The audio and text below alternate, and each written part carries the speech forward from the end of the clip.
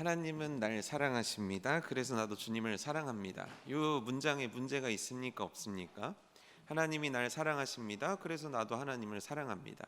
사실 우리가 고백하고 우리가 신앙 고백 가운데 또 신앙생활하는 가운데 당연하다고 여기는 것들이고, 또 우리는 이와 같은 직접 같은 표현은 아니지만 하나님께서 날 구원해 주셨습니다.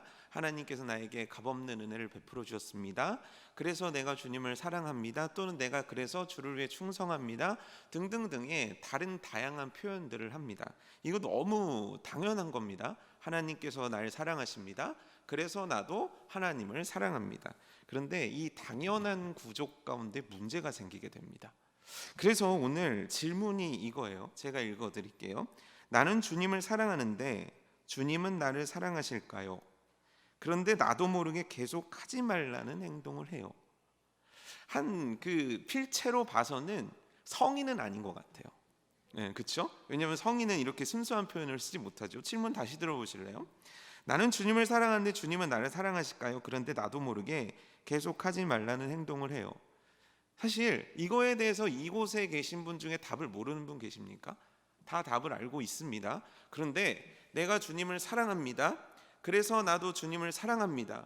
이 단순한 문장이 내 신앙생활 속에서 담대하게 고백되기는 굉장히 어렵습니다.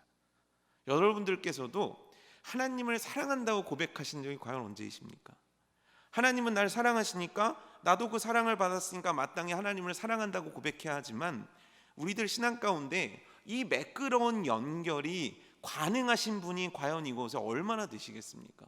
대부분 막힙니다. 왜냐하면 중간에 수도 없는 것들이 끼어들기 때문입니다. 그 수도 없는 걸 오늘 질문을 던진 분은 이렇게 던진 거예요. 그런데 나도 모르게 계속 하지 말라는 행동을 해요.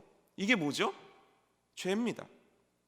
분명히 우리는 하나님의 은혜가 뭔지 알고 하나님의 사랑이 뭔지 다 알고 있습니다. 여기서 그걸 모르시는 분들은 안 계실 겁니다. 그러니까 그 사랑을 받은 자로 나도 주님을 사랑해야 된다는 건 마땅함에도 불구하고 주님이 날 사랑하십니다. 그런데 내가 죄를 짓습니다. 그런데 오늘도 내가 죄를 지었습니다. 그런데 오늘도 반복적인 죄를 지었습니다. 오늘도 나는 그 허물에서 벗어나지를 못했습니다. 그 죄책감 속에 있습니다. 그 무거움 속에 있습니다. 그래서 하나님을 사랑합니다를 고백하지 못하는 게 실제 대다수의 신앙생활을 하고 있는 우리들의 문제라는 겁니다.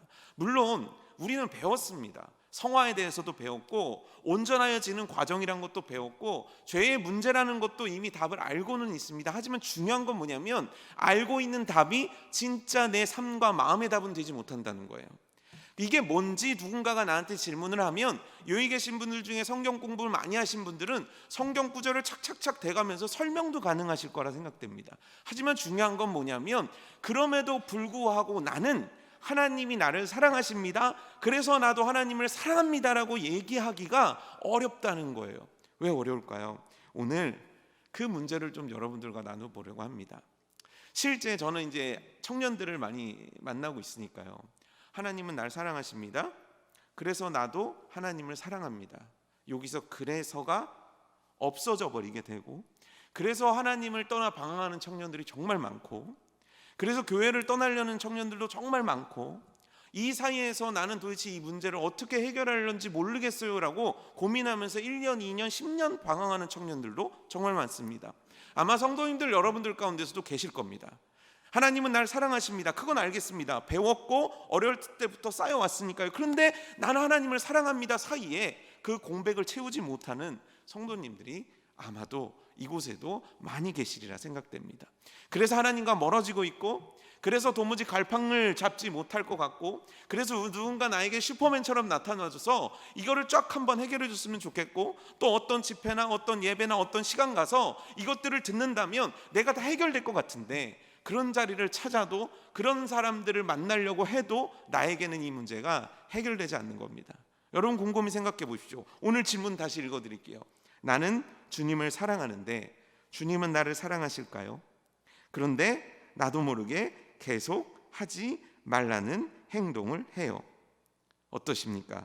이 고민은 사실 우리들만의 고민이 아니었습니다. 이 고민을 적나라하게 보여준 인물을 여러분들한테 좀 소개해드리고, 이 인물이 과연 이 고민을 어떻게 해결해냈는지, 이 고민 속의 이 인물은 얼마나 큰 괴로움을 당하게 되었는지를 좀 여러분들과 함께 나눠보고자 합니다. 오늘 주인공은 베드로입니다. 베드로가 굉장한 사람입니다. 베드로가 예수님을 처음 만났을 때의 일은 정말 웬만해서는 일어날 수가 없는 사건이었습니다. 일단 베드로의 직업은 뭐죠? 어부입니다. 아마도 추측컨대 그의 형제들도 어부였던 걸로 봐서 가업일 확률이 높습니다. 그런데 그래도 괜찮은 어부예요. 배도 있고 그물도 자기 거니까요. 그래서 어부를 하러 어업을 나갔는데 이날 문제가 생기는 겁니다. 무슨 문제가 생기냐면 물고기가 한 마리도 잡히지 않는 겁니다. 이 얘기는 뭐냐면 그곳에 있는 모든 어부들이 그날따라 물고기가 잡히지 않았다, 이걸 의미하는 게 아니에요. 다 잡았는데 나만 못 잡았다는 거예요. 다 잡고 만선이 돼서 퇴근하는데 나만 지금 퇴근할 수 없는 상황 속에 처했다는 거예요. 왜냐하면 오늘 물고기를 잡아야 세금도 내고 오늘 먹고 사는데, 그러니 여러분 지금 베드로가 얼마나 열심히 그물을 던졌겠습니까? 추측컨대 베드로에게 자녀가 있는지는 모르겠어요, 성경 속에. 그런데 장모가 있는 걸로 봐서는 베드로는 어엿한 가정의 가장입니다. 그러니까 오늘 받아야 될 스트레스가 굉장히 컸을 거예요. 그런데 중요한 건 뭐냐면 해가 점점 떠오르면 들어가야 됩니다. 왜냐면 여기 낚시 좋아하시는 분 계십니까? 이 낚시의 기본 아닙니까? 낚시에서 물고기가 제일 잘 잡히는 시간이 언제일까요? 새벽 여명 때입니다. 왜냐하면 깊은 물속에 있는 물고기들이 햇볕의 반짝거림을 보고 일제히 올라오거든요.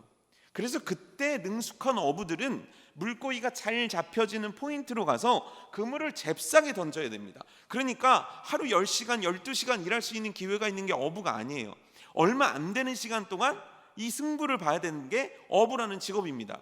그런데 이 갈릴리 바다, 갈릴리 호수라고 말하는 곳의 최고 깊이가 51m까지 돼요. 그러니까 얕은 호수가 아니란 말입니다. 그렇다고 막 지금처럼 깊이 갈 수 있는 그물이 있는 것도 아니니까 정말 그 골든타임을 놓쳐버리게 되면 물고기를 못 잡는 거예요. 그런데 골든타임이 지나가 버렸어요. 그래서 지금 어떤 상황이 됐냐면 이제 배를 갖고 가야 돼요, 육지로. 그리고 그물도 이미 다 개놨어요. 오늘은 공쳤다, 오늘은 안 되나 보다. 이게 지금 베드로의 현 상황이었단 말입니다. 그런데 그곳에 예수님께서 나타나십니다. 베드로는 예수님을 알고 있었는가? 그거에 대해서는 잘 모르겠습니다. 하지만 분명한 건 뭐냐면 예수님은 베드로에게 요청 하나를 하십니다. 그게 뭐냐면 배를 좀 띄워줄 수 있겠습니까? 라를 부탁하신 겁니다. 이 이유가 뭐냐면 지금 예수님을 따라서 사람들이 모이고 있는 거예요. 그래서 해변 쪽에 사람들이 쭉 모이니까 예수님이 무대를 만드셨는데, 강대상을 만드셨는데 베드로의 배를 띄운 거예요. 그러니까 예수님은 지금 갈릴리 호수 가운데 있는 거고 회중들은 이 바다 호숫가 그 모래사장 또는 어쨌건 그곳에 앉아 있는 겁니다. 이게 굉장히 탁월한 방식인 건 뭐냐면 바람은 물에서 육지를 불게 되어 있습니다. 그러니까 예수님은 지금 마이크 대신에 그 지리적인 상황을 사용하고 계신 거예요. 그래서 베드로 배 위에서 설교를 하십니다. 근데 여러분 지금 베드로가 얼마나 피곤해요, 그렇죠? 새벽에 일찍 일어나가지고 거의 밤이 새도록 물고기를 잡으려고 노력했으니 얼마나 그가 피곤하겠습니까? 그런데 이 말씀을 듣는데 은혜가 되는 거예요. 너무 위로가 되는 거예요. 말씀을 듣는데 진짜 행복한 거예요. 제가 이 부분을 청년 시절에 막 보면서 제가 하나님한테 가졌던 소원 하나가 있거든요. 사실 저도 이제 직장 생활을 해봤어서 직장 생활을 마치고 나서 수요예배 오고 직장 생활 마치고 이렇게 금요예배 오면 직장이 보통 1시간 이상 거리 아닙니까? 그러니까 얼마나 성도님들이 피곤하신지 제가 알거든요. 그래서 졸아도 욕도 안 하고 가서 때리지도 않고 이렇게 좋은 말로 잘 타일리면서 이끌어가고 계시지 않습니까? 지금 설교 시작한 지 10분밖에 안 되는데 막 우수수수 넘어지시는 거 이해하죠. 다 이해합니다. 너무 피곤한 거예요, 사실. 거기다가 금요일 같은 경우는 어쩌면 저녁 못 드시고 오신 분도 계시잖아요. 그래서 제가 그 신학생 때 한참 막 이 말씀에 뜨거웠던 시절에 하나님 앞에 정말 간절히 소원했던 게 있어요. 하나님, 전 정말 설교를 세상에서 제일 재밌게 하는 사람 되게 해주세요. 내가 뭐 잘하는 거 바라지 않습니다. 내가 무슨 막 유명한 설교가가 되겠다는 거 아닙니다. 하지만 최소한 내 시간에 말씀을 듣는 사람들은 죽이 되든 밥이 되든 뭐든 먹고 가게 해주세요. 이게 제 간절한 기도 제목이었거든요. 좀 드세요. 좀 잘 드시고 계십니까?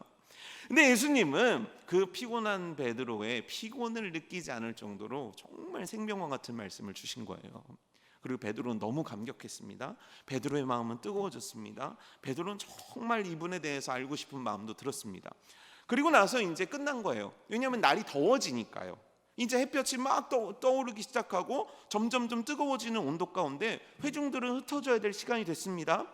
그런데 갑자기 예수님께서 베드로에게 말도 안 되는 부탁, 아니 명령 하나를 하시는 겁니다. 그건 뭐냐면, 베드로 씨, 깊은 데로 가서 그물을 던지세요 라고 얘기하시는 겁니다. 깊은 데로 가서 그물을 던져라. 아까도 말씀드렸지만 깊은 데로 가면 그물이 물고기를 잡을 수가 없습니다. 이미 물고기들도 더워서 밑으로 숨었기 때문이에요. 그러니까 그게 안 돼요. 안 되는 겁니다. 게다가 중요한 건 뭐냐면, 베드로는 예수님하고는 비교할 수 없을 정도의 그 분야의 전문가입니다. 만약 예수님께서 베드로 못질을 이렇게 하면 어떻게 해요? 못질은 이렇게 하는 거예요 가르쳐줬다면 베드로가 들었을 거예요. 하지만 어부잖아요. 내가 어부인데 내가 안 되는데 누가 이걸 되게 만들 수 있겠습니까? 내가 안 되는데 이걸 누가 가능하다고 얘기할 수 있겠냐는 거예요. 그러니 베드로는 이 말에 대해서 거부해야 됩니다. 또 하나 이유는 뭐냐면, 지금 퇴근이에요. 여러분 생각해 보세요. 여기 직장인들 계시죠? 갑자기 여러분들 예배 가운데 문자가 오는 겁니다. 회사로 오라고. 그럼 기분이 어떠세요? 금요일 날 밤에 회사에서 오래요. 가고 싶어요? 아니죠. 정말 막 핸드폰 잡고 막 욕이란 욕은 다 하시겠죠. 회개는 있다 하더라도 너무너무 분노가 치밀어 오르겠죠. 맞아요. 지금 베드로 퇴근한 상태잖아요. 이제 집에 가서 쉬어야 돼요. 말씀 듣느냐고 평소보다 지금 더 늦게 집에 들어가게 된 거예요. 그러니까 베드로는 쉬고 싶은 마음도 있었을 거라고요. 근데 베드로가 여기서 놀라운 말을 합니다. 여러분, 이 베드로의 고백은 지금 신앙생활하는 여러분들 가운데서 쉽게 나오는 고백이 아닙니다. 뭐라고 얘기하냐면, 주여, 밤이 새도록 제가 수고했습니다. 제가 너무 피곤합니다. 그리고 저는 어부입니다. 저에겐 능력도 있고 저에겐 재주도 있고 저에겐 힘도 있습니다. 하지만 한 마리도 잡지 못했습니다. 그래서 지금 제 마음이 굉장히 낙담되어 있고 제 상황이 정말 최악입니다. 그런데 말입니다. 예수님께서 지금 저에게 깊은 데로 가서 그물을 던지라고 하셨으니까, 그 말씀을 하셨으니까, 제가 제 이성에 맞지 않고 저는 너무 피곤하고 지금 제 상황이 너무 최악이지만 그럼에도 불구하고 주의 말씀에 의지하여 깊은 데로 가서 그물을 던지겠습니다 하고 간단 말이에요. 그래서 그물을 다시 푸는 거예요. 주변에 있는 동료들이 어떻게 생각했겠습니까? 주변에 있는 사람들이 어떻게 생각했겠습니까? 근데 지금 베드로에겐 그게 중요한 게 아니에요. 그럼 베드로는 지금 물고기가 잡힐 거라고 생각하고 오늘 어떻게 한번 기적이 일어나나 보다, 이걸 염두에 두고 간 겁니까? 아닙니다. 그냥 베드로는 순수하게 주의 말씀에 의지하여 간 것뿐입니다. 그리고 그물을 던졌습니다. 그랬더니 어떻게 됩니까? 그물이 끌어올려지지가 않는 거예요. 그물에 물고기가 가득한 거예요. 그래서 성경에는 어떻게 표현되어 있냐면, 그물을 끌어올렸는데 물고기가 너무 많아갖고 그 배가 잠기게 되어서 그의 형제들의 배를 불렀다는 거예요. 만선의 꿈을 이룬 거죠. 자, 베드로의 기분은 어떨까요? 베드로의 기분은 어떨까요? 너무너무 좋겠죠. 그렇죠? 너무너무 행복하겠죠. 아니, 오늘 허탕으로 돌아간다고 생각했는데 세상에나 만선의 꿈을 이루다니, 몇 번 없는 만선의 꿈을 이루다니, 그것도 이 시간에 다 포기했는데, 그러면 베드로의 생각 속에 당연히 다음 생각은 뭐로 이어지겠습니까? 이분 대단한데? 야, 이 양반하고 친하게 지내야겠는데? 야, 이분이 나한테 가르쳐 주기만 하면 나는 매일매일 물고기를 많이 잡을 거고, 그럼 물고기를 많이 잡아갖고 다음에는 배를 한 척 더 살 거고, 그렇게 되면 우리 집이 부자가 될 거고, 그럼 나도 누구 못지않은 수산계의 왕자가 될 수 있겠구나. 이런 꿈을 자연스럽게 꾸지 않았겠습니까? 이런 꿈을 실제로 사람들은 꿨단 말이에요. 오병이어 기적이요. 오병이어의 기적이 일어났을 때 사람들이 무슨 생각을 했습니까? 와, 예수님이 떡을 주네. 그럼 이분만 따라다니면 떡 걱정은 할 필요 없겠네. 이분 따라다니면 나 부자 되겠네. 이 욕망을 보여줬던 게 오병이어에 나온 백성들의 태도였단 말이에요. 그러니 당연히 베드로는 그 말씀을 들었죠. 직접 행했죠. 그랬더니 물고기가 가득 찼죠. 그럼 베드로는 다음 생각이 반드시 이렇게 돼야 됩니다. 우와, 장난 아니다. 예수님 가까이 해야겠다. 예수님 잡아야겠네. 내가 새벽마다 이분 쫓아다녀가지고 어디에 물고기가 많나요? 이거 가르쳐달라고 그래야겠네. 이렇게 생각할 뻔하지 않습니까? 근데 베드로는 전혀 다른 얘기를 합니다. 무슨 얘기를 하냐면 나는 죄인입니다. 주여 나를 떠나소서라고 얘기한다는 거예요. 이 좋은 기회 앞에서 베드로는 전혀 예상하지도 못한 대답을 하는 거예요. 이 사건 속에서 제일 놀라운 건 물고기가 많이 잡힌 게 아니에요. 베드로의 말이에요. 어떻게 이렇게 얘기할 수 있냐고요. 나는 죄인이니까 주님 나를 떠나달라는 거예요. 어떻게 이렇게 얘기할 수 있는 겁니까? 이게 바로 회심이에요. 이게 정말 인격적으로 예수님을 만난 역사인 거죠.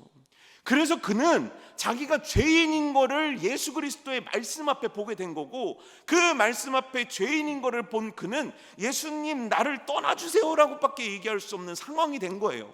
나의 죄를 보니까 내가 감히 이 죄인이 어찌 주님 앞에 설 수 있으리요? 이 죄인 어찌하면 좋습니까? 이 죄인 정말 어떻게 하면 좋습니까? 주님, 이게 바로 지금 베드로의 고백이었다는 거예요. 그리고 나서 예수님은 베드로에게 놀라운 말씀을 하십니다. 마태복음 4장 19절인데 말씀하시되 나를 따라오라 내가 너희를 사람 낚는 어부가 되게 하리라 하시니, 여기서 어부가 될 수 있어라고 얘기하지 않으셨습니다. 너는 어부가 될 거야라고도 얘기하지 않으셨습니다. 정확한 표현은 뭐냐면 되게 하리라는 겁니다. 이 얘기는 뭐냐면 내가 널 그렇게 만들 거야라는 거예요. 여기에 베드로의 의지는 단 한 개도 없습니다. 하나님께서, 하나님이신 예수님께서 너를 내가 그렇게 만들겠다는 뜻이에요.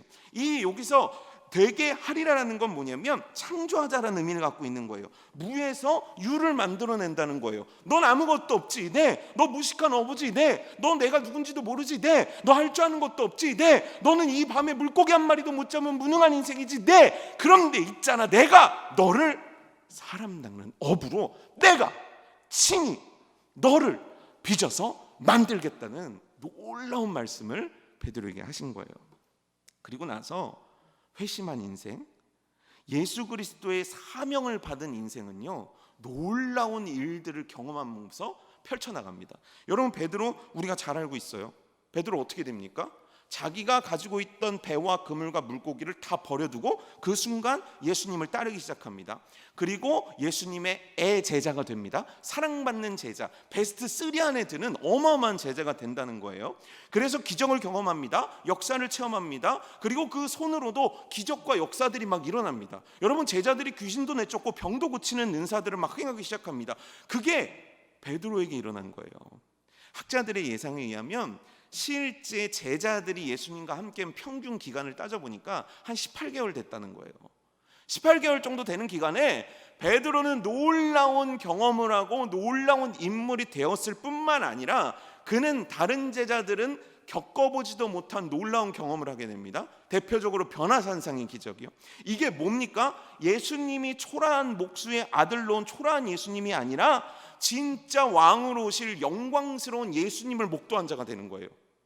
그 모습을 나중에 요한계시록에서 사도 요한이 막 묘사를 하는데 그거를 베드로는 직접 본 거예요. 뿐만 아닙니다. 인류 역사상 처음이자 마지막으로 무리를 걸은 사람 누굽니까? 베드로예요. 게다가 어마어마하게 유명한 말을 남기게 됩니다. 너희는 나를 누구라 하느냐라고 예수님께서 물으셨을 때 그 정답을 얘기한 게 베드로예요. 주는 그리스도시요 살아계신 하나님의 아들입니다. 그래서 예수님께서 어마어마한 축복의 말씀을 해주시는데요, 마태복음 16장 18절이에요. 또 내가 네게 이르노니 너는 베드로라 내가 이 반석 위에 내 교회를 세우리니 음부의 권세가 이기지 못하리라. 어마어마하게 잘 나가는 사람이 된 거예요. 그날 그 회심, 그 놀라운 영적인 체험, 그 놀라운 예수님과의 만남 이후로 그의 인생은요 정말 180도 달라지게 됩니다. 완전히 변했습니다. 완전히 새로워졌습니다. 완전히 능력 있게 됐습니다. 이렇게 베드로의 인생이 풀립니까? 아니에요. 우리는 전혀 예상치도 못했던 장면을 마주하게 됩니다. 예수님께서 잡혀가신 거예요. 그날, 그 밤, 그 새벽에 예수님이 잡혀가시는 거예요. 근데 이게 제자들에게는 이해할 수가 없습니다. 왜냐하면 물론 그때 무기를 갖고 나타난 사람들도 있긴 있지만 전에는요 사람들이 예수님을 절벽 가운데 몰기까지 했어요. 그러니까 수도 없는 죽음의 위기를 예수님은 실제 아무렇지도 않게 넘기신 거예요. 그때 예수님 어떻게 하셨습니까? 그들 군중 가운데로 그냥 지나가셨거든요. 그러니까 오늘과 같은 위협은 아닐지언정 예수님을 어떻게 하든 꺾어보려고, 어떻게든 예수님을 추락시켜 보려고 했던 시도는 베드로가 어마어마하게 많이 경험한 사람이에요. 그런데 그날 밤 예수님이 하신 말씀을 베드로도 가벼이 넘길 수는 없던 거예요. 내가 몇 번 나를 부인하리라? 3번 나를 부인하리라. 내가 오늘 잡혀갈 거야. 자, 우리는 궁금해요. 과연 베드로는 이 얘기를 알아들었을까요? 못 알아들었을까요? 알아들었다.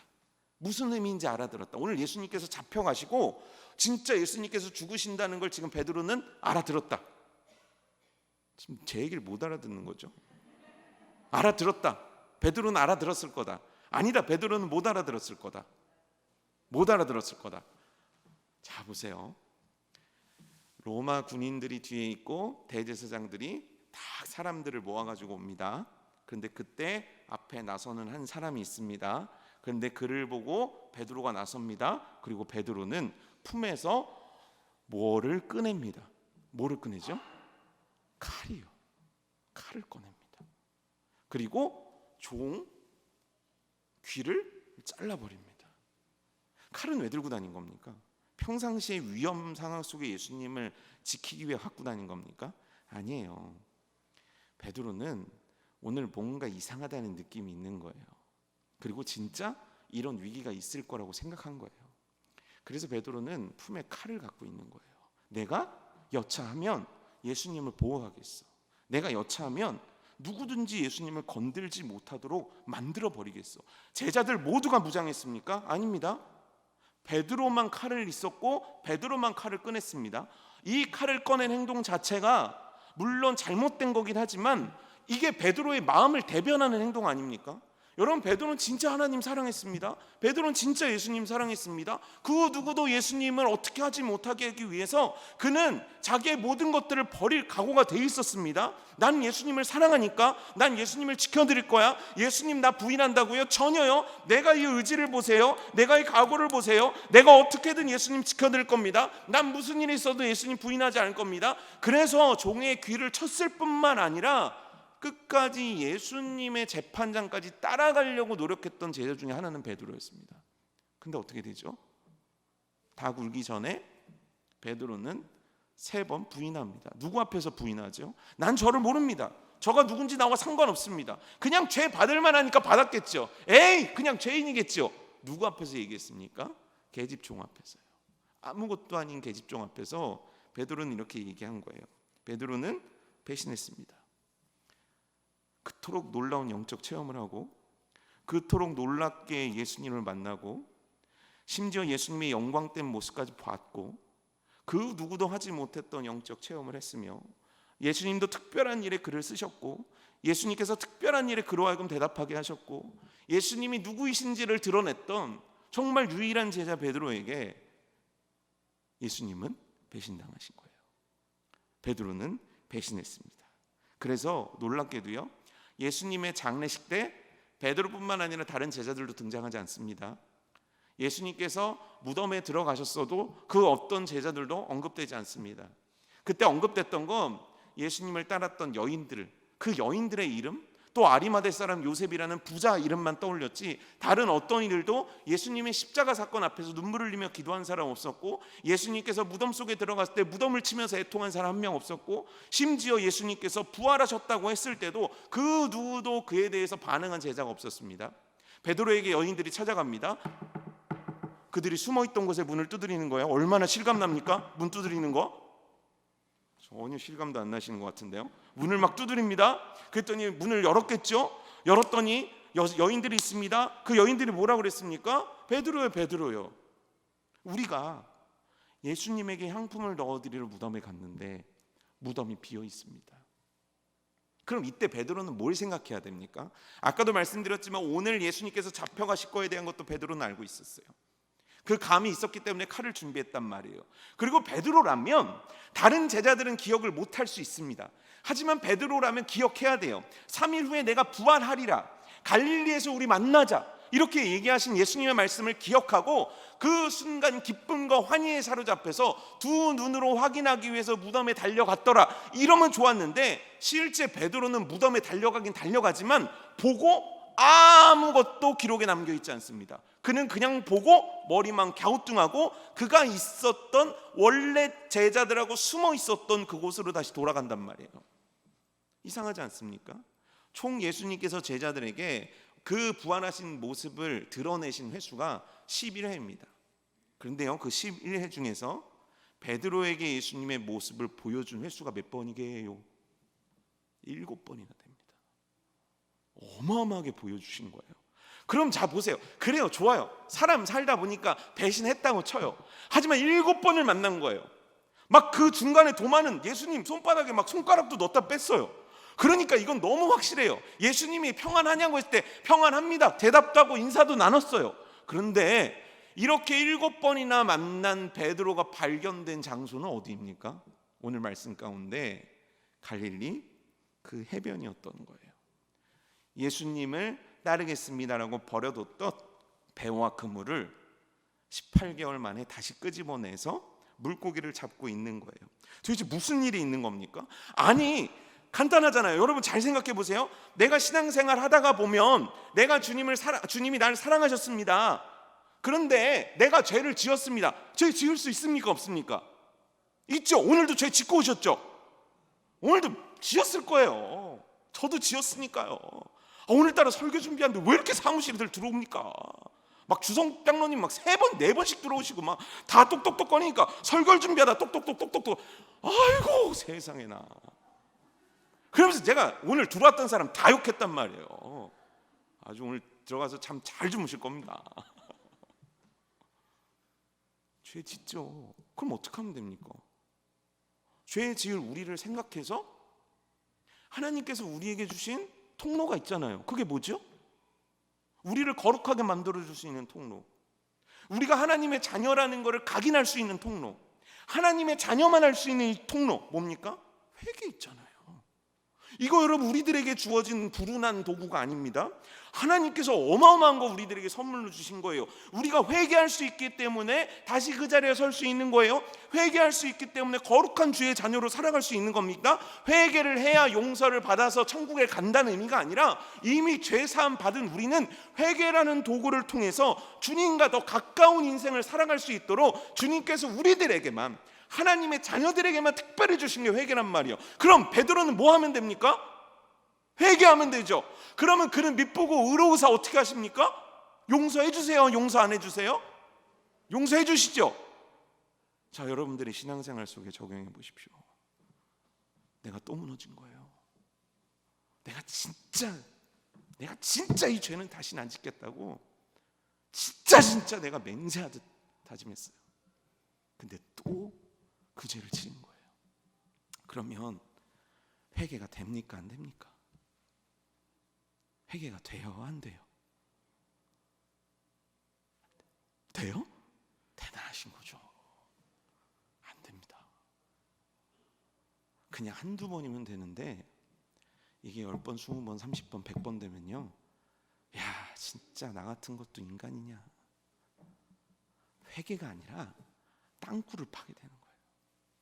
그래서 여러분 의외로 되게 죄를 잘 깨닫는 분들이 어느 순간 교회 봉사와 예배자를 떠나는 경우가 되게 많아요. 그게 너무 무거운 거예요. 그걸 해결할 수가 없는 거예요. 이거 지금 제가 설명드리는 이거 느끼고 계신 분 많을걸요? 이거 느껴보신 분들 많을걸요? 안다니까요? 머리는 안다니까요? 죄를 지었어요. 그럼 하나님께 회개하면 된다고 배웠어요. 그리고 회개하면 돼요. 회개하고 주님을 더 가까이 하는 인생을 살겠다고 결단하면 됩니다. 근데 이게 안 된다니까요? 이게 입에서 안 나온다니까요? 이게 마음에서 터져나오지 않는다니까요? 어느 순간 난 너무 뻔뻔한 사람 같고, 나는 어느 순간 너무 사람 같지도 않고, 이게 진짜 하나님을 믿는 사람인가? 난 예배 드릴 자격도 없고, 나는 봉사할 자격도 없고, 나는 이렇게 누군가를 말씀을 가지고 섬길 자격도 없다. 그래서 숨어버린다니까요? 이게 우리들 신앙생활에서 나타나는 현상들이라니까요. 지금 베드로도 똑같은 거예요. 알아요. 심지어 예수님을 만났다니까요. 만나서 얘기했다니까요. 예수님하고 그동안 어떤 일이 있었는지 제자들이 막 웃고 떠들면서 얘기할 때 베드로도 그 현장 속에 있었다니까요. 그런데 베드로는 오늘 회개를 못 하겠는 거예요. 그래서 어떻게 했냐면 하나님께서 주신 사명을 버려요. 괴로우니까요. 못 견디겠으니까요. 너무 무거우니까요. 그래서 여러분들이 갖고 있는 직분을 버려요. 야, 내가 무슨 교사냐? 내가 이따위로 신앙생활하는데 내가 무슨 목자냐? 내가 이렇게 신앙생활하는데 무슨 내가 집사냐? 잡사지. 나 같은 건 쓸모없어. 나 같은 건 죽어야 돼. 그래갖고 목사님들이 전화하면 막 부재중 팍 눌러버리고 전화도 안 받고. 차라리 적지요. 전 잡사라서 전화를 못 받겠습니다. 이런 목사님들도 깔끔하게 아, 이분은 잡사시구나 이렇게 할 텐데 그것도 아니고 연락은 계속 줄 연락을 받을까 말까 괜히 점점점 많이 날리시고 말이죠. 나중에 연락드릴게요. 나중에 연락도 안 주시고 말이죠. 베드로가 지금 그 상태에 있는 거예요. 알아요. 다 알아요. 베드로 오죽 잘 알겠어요. 근데 안 되는 거예요. 근데 그곳에 기적이 일어납니다. 무슨 기적이 일어났냐면 물고기가 안 잡혀요. 베드로가 물고기를 못 잡아요. 잡죠. 가장 좋은 시간에 가서 생각을 해보세요. 그래, 내가 놨다. 이걸 다시 잡는다. 그러니까 베드로는 나름 새 마음 새 뜻으로 결단한 거예요. 그러니까 얼마나 열심히 했겠어요. 집안에다 얘기했고, 여보 이제 내가 예수님 안 따라다니기로 했어. 아, 왜 그러니 장모님 저 이제 안 따라다닐래요. 예, 그 예수님께서 이렇게 그만 얘기하시고요. 자, 이제 없는 일로 하시고 저 그냥 다시 업으로 돌아가서 열심히 일하겠습니다. 그 과정들 생각해 보세요. 얼마나 다른 사람들한테 얘기했겠습니까? 주변에서 어떤 시선을 보냈겠어요? 저 베드로 아니야? 예수님 버리고 예수님 따랐던 베드로 아니야? 야, 너 왜 물고기 잡냐? 야, 너 왜 그물 잡냐? 주변에서 이런저런 소리 다 있었을 거라는 거예요. 그러니까 그럼에도 불구하고 물고기를 잡으러 가는 베드로의 마음은요, 진짜 굳은 결심이에요. 그러니까 진짜 남보라는 듯이 열심히 해갖고 물고기 많이 잡아야 되겠다고 생각했을 거예요. 근데 안 잡혀요. 근데 저쪽에서 목소리 하나가 들리는 거예요. 아마 새벽 즈음이니까 형상이 잘 안 보일 수 있습니다. 근데 거기서 무슨 말이 들려오냐면 그물을 배 오른편에 던지세요 들리는 거예요. 그러면 여러분들 같으면 예수님이야 알아차리겠습니까? 못 알아차리겠습니까? 아니, 멀쩡한 사람이 지나가다가 오른쪽에 던져봐요 이런 사람은 없잖아요. 그 새벽에 알아들을 법하지 않습니까? 다른 사람이 아니라 베드로라면 말입니다. 놀랍죠? 베드로 못 알아듣습니다. 베드로 모릅니다. 이게 무서운 겁니다. 내가 하나님하고 벽을 쌓기 시작하는 순간 말씀이 안 들립니다. 여러분, 왜 이 말씀의 은혜를 못 받으세요? 안 들립니다. 신기한 겁니다. 놀라운 거죠. 그 기적이 베드로에게 일어난 겁니다. 그런데 그물을 다시 들어 올리는데 그물이 무거운 거예요. 그리고 그물을 끌어올리는 겁니다. 가득히 찬 고기가 153마리더라. 그 순간 베드로는 벗고 있던 옷을 입고 그대로 바다로 뛰어듭니다. 그래서 막 헤엄을 쳐가는 거예요. 여러분, 이 장면을 생각해 보십시오. 베드로는 몰랐어요. 근데 그때 안 거예요. 예수님께서 오셨구나. 그때 깨달은 거예요. 근데 왜 베드로요, 당신은 그냥 가도 되는데 왜 물로 뛰어들었습니까? 잘 모르겠어요. 성경에는 그 이유를 나타내고 있지 않아요. 그런데 너무 미안했어서일 것 같아요.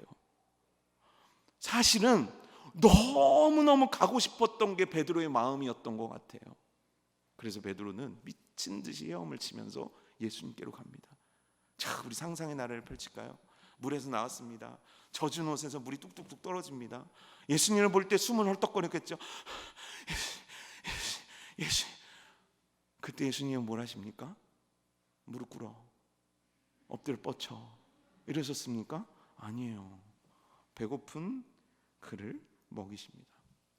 그리고 베드로가 너무 피하고 싶었던 그 질문을 하시는 거예요. 너 나 사랑하니?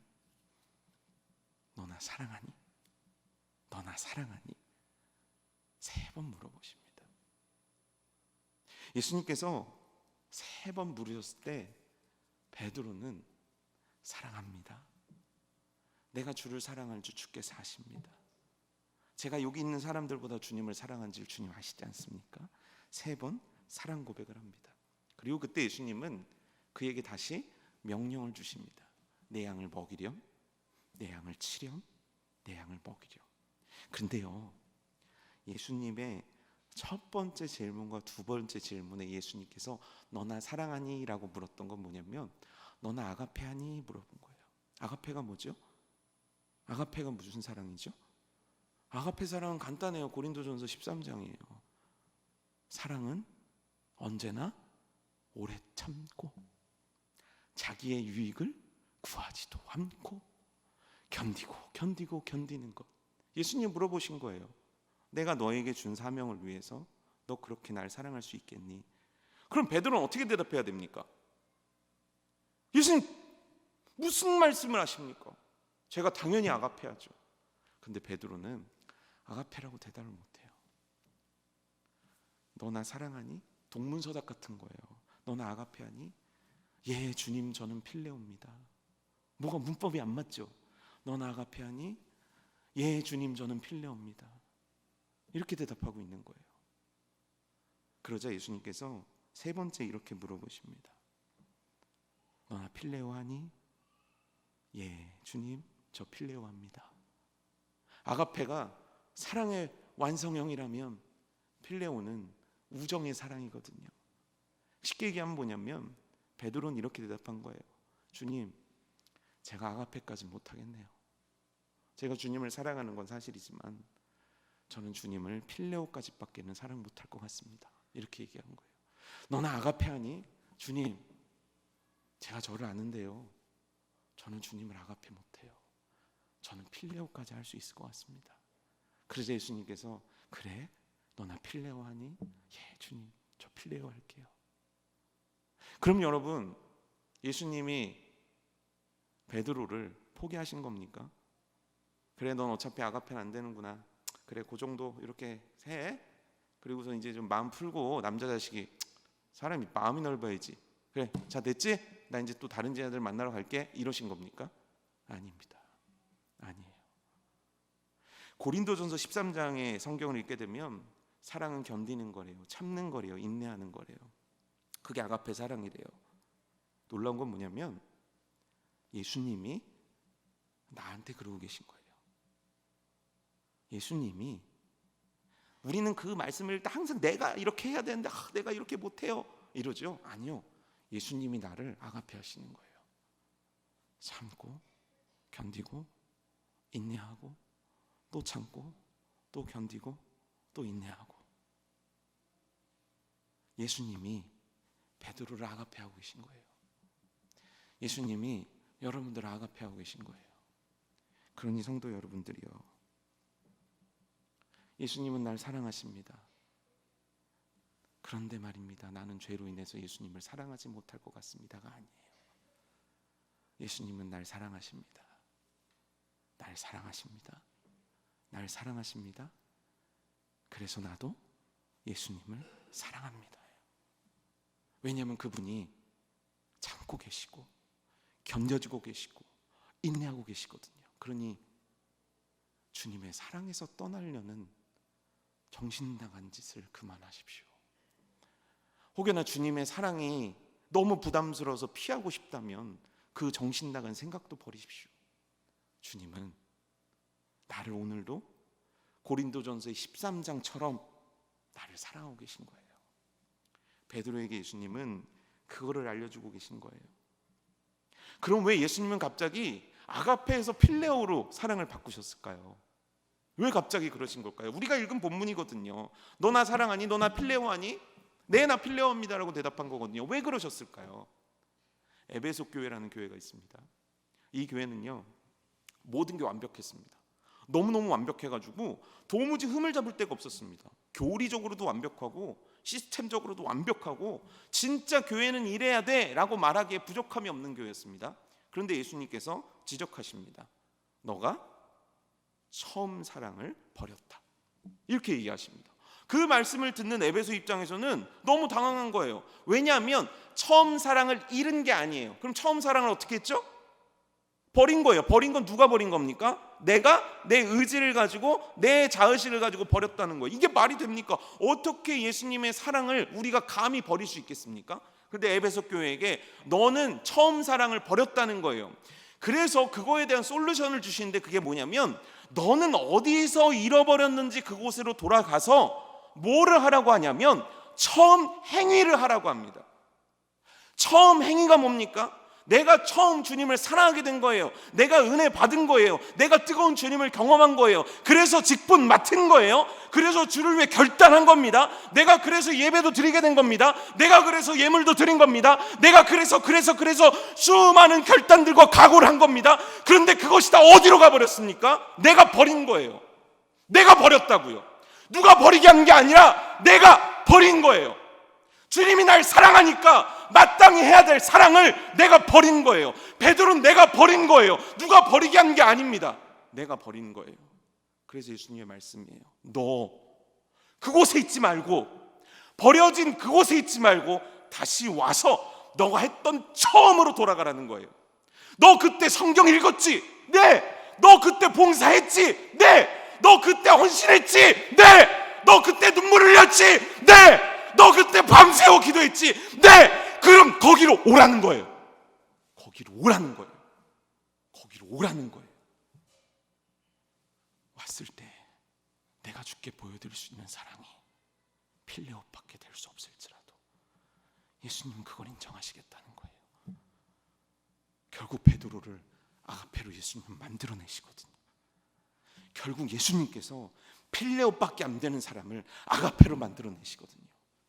성도 여러분들이요, 우리 중학교에 6년 동안 있는데 6년 동안 가슴 찢어지는 순간이 지난주 주일입니다.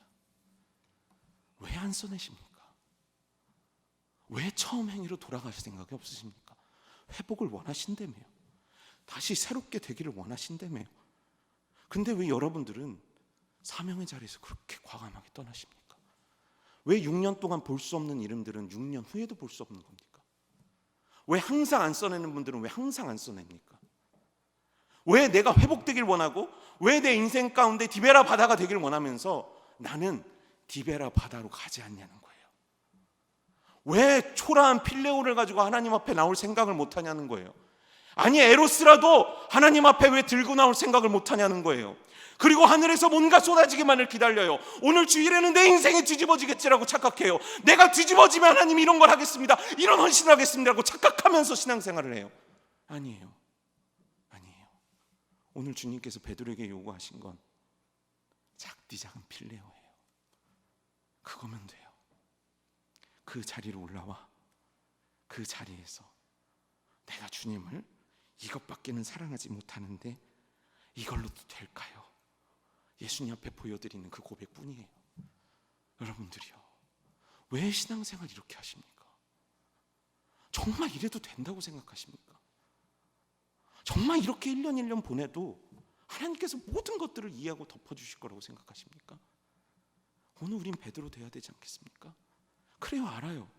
문제 해결 안 되고 경제적으로 어렵고 몸도 아프고 그 사람은 여전히 그 교회에 있다는 거 다 알고 있습니다. 하지만 그럼에도 불구하고 오늘 그 작은 사랑 내어드린 베드로처럼 여러분들도 그런 헌신, 그 처음의 자리에서 가졌던 그 처음의 열정과 마음, 이거 다시 가져야 되는 거 아닙니까? 그래야 할 때 하나님은 여러분들 가운데 처음 사랑을 회복해 주시는 겁니다. 무엇을 결단하고 무엇을 각오하고 무엇을 하나님 앞에 호소하셨습니까? 다시 그 자리로 오십시오. 지난주 주일 말씀이었잖아요. 여러분들의 신앙의 전성기는 아직 안 왔습니다. 그걸 전성기라고 하기에는 너무 부끄러운 거예요. 착각하지 마십시오. 아니에요. 그거 창피한 거예요. 그거 부끄러운 거예요. 그리고 바울도 얘기했어요. 나는 이전에 했던 거 다 까먹었는데 나는 앞을 보면 나가는 사람인데 이게 믿는 사람들입니다. 그러니 여러분들이요, 작은 필레오라도 좋으니 다시 주님 앞에 나오십시오.